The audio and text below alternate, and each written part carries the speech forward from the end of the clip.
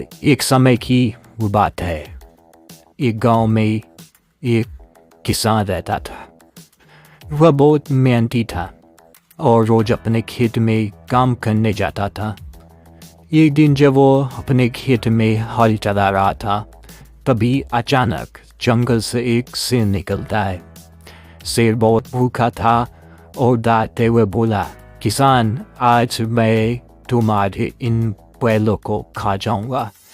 किसान बहुत डर गया था, लेकिन उसने हिम्मत नहीं हारी। उसने दिमाग लगाया और कहा, महाराज, ये बैल तो बहुत दुबले पतले हैं, इन्हें खाकर आपका पेट नहीं भरेगा।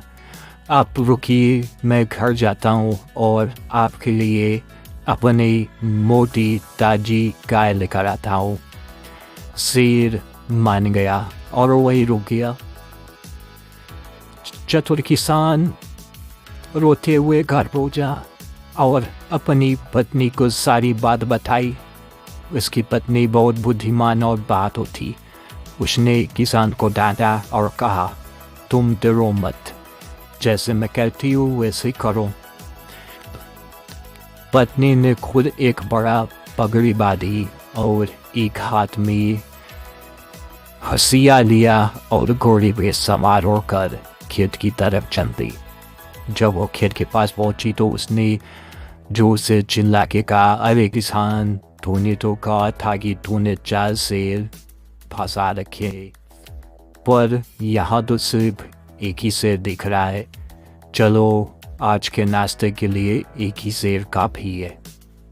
शेर ने जब ये सुना तो वो बुरी तरह डर गया। उसने सोचा कि कोई साधारण औरत नहीं बल्कि शेर का शिकार करने वाली कोई देवी है।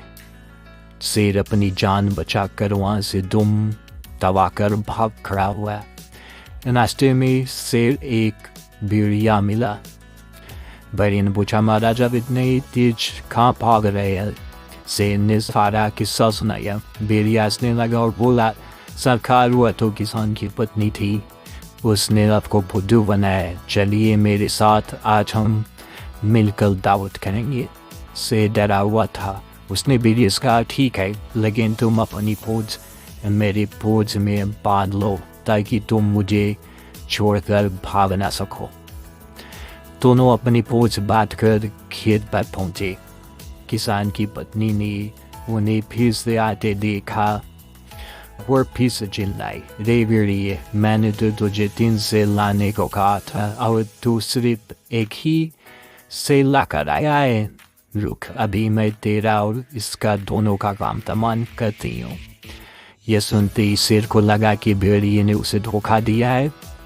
वह और भी जोर से भागा और उसके साथ बधा हुआ भेड़िए की पूंछ भी जमीन और भेड़िए भी जमीन में